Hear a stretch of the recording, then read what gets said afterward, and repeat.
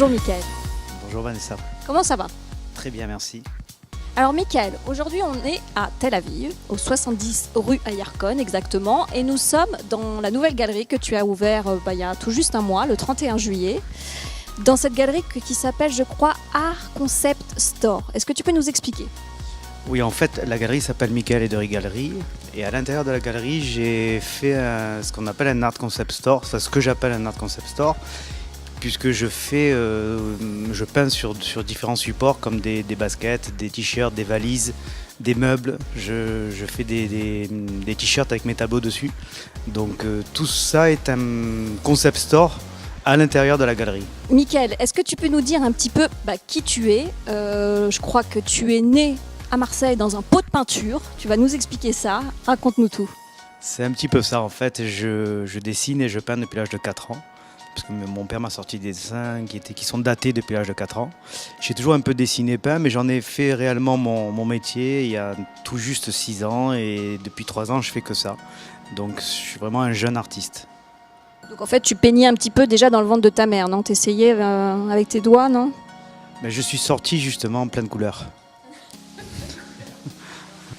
Alors quel est ton parcours un petit peu, Mickaël? Raconte-nous tout, parce que je crois que tu as exposé dans le monde entier. Tu as exposé à New York, tu as exposé à Tel Aviv, à Paris, à Marseille, à Sanary, enfin dans beaucoup de villes, à Montréal.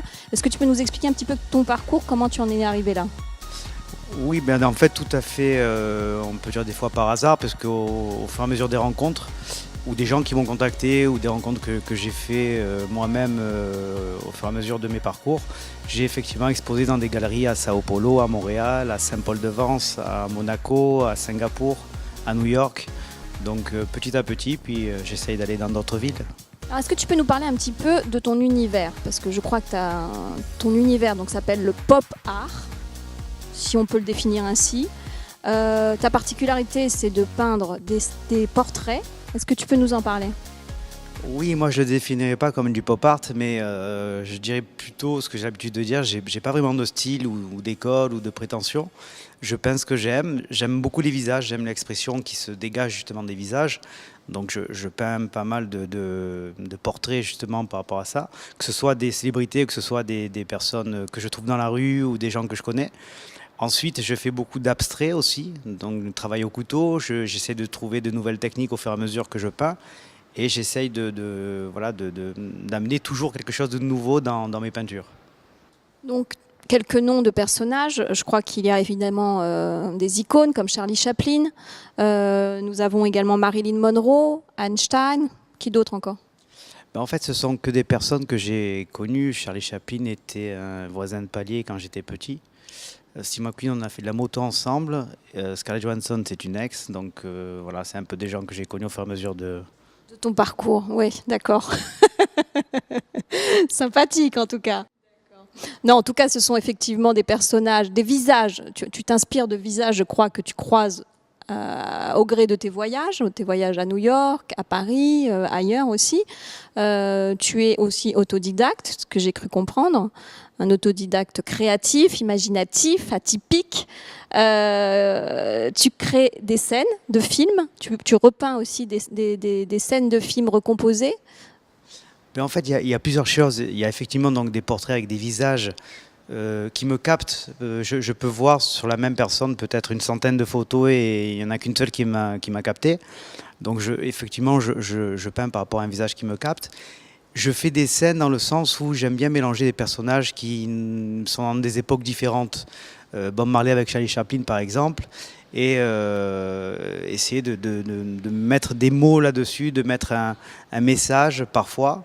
Et ensuite, effectivement, plein de couleurs, de façon à ce qu'il y ait toujours un peu de vie, un peu de joie, que ce soit vitaminé. Aussi, je crois qu'on peut en parler. L'originalité, c'est que à travers tes toiles, les personnages prennent vie, à travers une attitude, un regard, une expression peut-être que tu as captée d'eux. J'essaye effectivement on me dit souvent, je répète ce qu'on me dit, que par exemple quand je peins un portrait d'une femme, qu'elle est plus belle peinte qu'en vrai. En fait, c'est pas ça, c'est quand j'essaye voilà, de faire ressortir du visage ce que j'y vois. Et puis c'est vrai qu'après en jouant avec les ombres et les lumières, ça permet de donner une forme de 3D au visage sur la toile qui permet de le voir différemment qu'une simple photo. Mais il y a aussi, je dirais, tes peintures sont agrémentées un peu soit d'un mot, d'un slogan, d'une phrase. Est-ce que c'est toi qui les inventes? Est-ce que tu les tires de ces personnages-là? D'où viennent tous ces slogans, si j'ose dire? Non, souvent je les invente, ou je fais des mélanges de mots, mais parfois c'est un message qui m'a capté, que j'essaye de reproduire. J'ai fait une collection par exemple qui s'appelle la collection Soulmet, donc les âmes sœurs, sur lequel je mets des messages qui signifient, voilà, on ne rencontre pas les gens par hasard, il y a toujours une raison, ou bien alors on a l'impression de connaître des gens depuis 5 minutes alors qu'on les connaît depuis longtemps, et puis inversement, on vient de connaître une personne et on a l'impression de les connaître depuis très longtemps.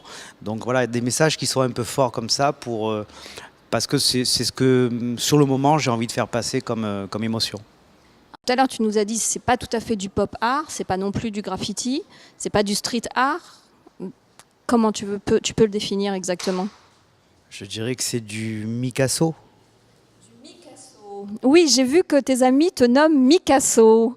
Un mélange de Picasso avec Michael, c'est pas mal du tout. Donc tu as aussi créé une marque de vêtements, Michael, qui s'appelle Michael Ederi.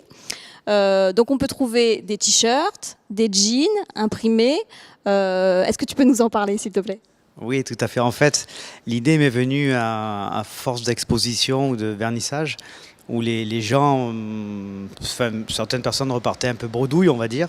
J'ai voulu donner une idée comme quoi chacun pouvait repartir avec quelque chose. Donc j'ai j'ai créé une marque de t-shirts à mon nom, avec chaque saison un nombre limité de tableaux dessus, qui sont imprimés dessus.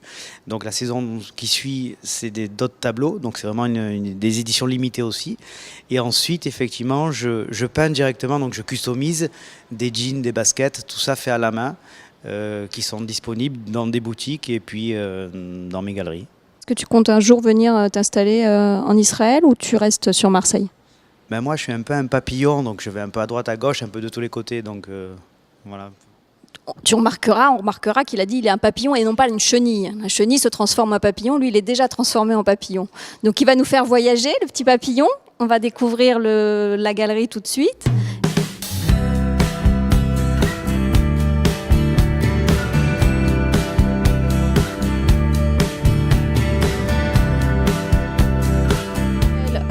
Tu peux nous expliquer ce tableau là, s'il te plaît, parce qu'il est on ne peut plus particulier.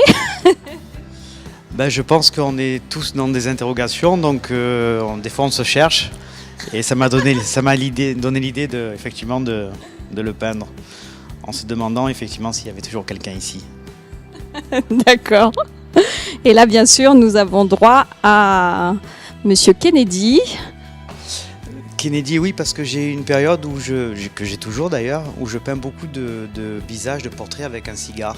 Ce que j'aime bien en fait, c'est peindre les visages en noir et blanc, parce que derrière on peut mettre un univers de couleurs, et effectivement avec le cigare faire ressortir et mettre également plein de couleurs dans le cigare en fait.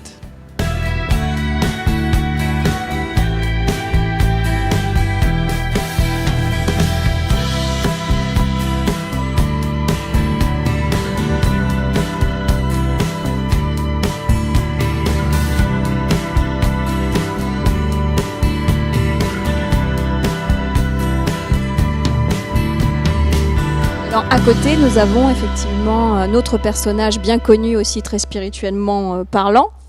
Ben là, c'est des personnages qui me plaisent, qui m'interpellent. Bob Marley, Einstein. Bon, c'est deux esprits différents, mais c'est vrai que c'est des gueules qui sont présentes dans nos pensées, et je pense que c'était intéressant de les peindre.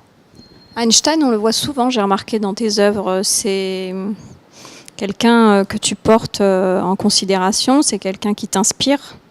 Ben, disons que je pense qu'il il parle à tout le monde, et puis voilà, on était en classe ensemble, donc du coup j'ai décidé de le peindre. Je copiais sur lui. Ouais. Mais tu es un peu jeune quand même hein, pour être en classe avec lui, non?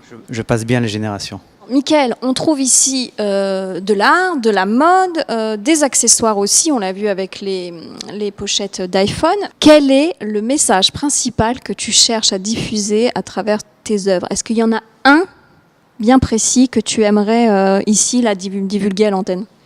Non, je pense la seule chose, c'est de mettre des couleurs dans sa vie et puis de s'ouvrir de façon à laisser passer la lumière. Tu nous parles de New York, tu nous parles de Paris, de Tel Aviv. Quelles sont tes prochaines expositions, Michael? On n'en a pas parlé. Mais là, je pars dans une semaine à Montréal, ensuite en France, et je refais une expo ici fin septembre, un petit peu avant les fêtes. On a une date peut-être à annoncer là? Pour l'instant, on a fixé le 25 septembre, mais on va voir. C'est possible que ce soit modifié, mais je pense que ce sera le 25 septembre. Donc le rendez-vous est déjà pris ici à Tel Aviv, au même endroit? Au même endroit, dans la galerie. Donc 70 rue Ayarkon, dans lequel je vous invite à venir découvrir à la fois les œuvres de Michael Ederi, mais aussi lui-même, qui est un personnage atypique et qui mérite d'être connu et qui va nous plonger dans son univers coloré, frais et plein de poésie. Merci beaucoup, Michael, en tout cas. Merci. J'essaie de me connaître moi-même parfois, mais c'est difficile. Bah, écoute, on va peut-être essayer de te peindre. Peut-être que tu pourras... On va lancer le pari. Bon, ben, c'est pas gagné, hein, parce que moi, je suis pas une professionnelle, mais en tout cas, on va essayer. On va lancer le mot, on va essayer de tenter, voir qui c'est qui peut me peindre. On va faire un concours. Un concours sur météorlemag.com. Celui qui peindra Michael le mieux gagnera. Un portrait de lui-même. Ben voilà, c'est fait. Voilà. Merci à toutes et à tous de nous avoir suivis sur météorlemag.com. À bientôt, en tout cas, au 70 rue Ayarkon à Tel Aviv. Merci à vous. À bientôt.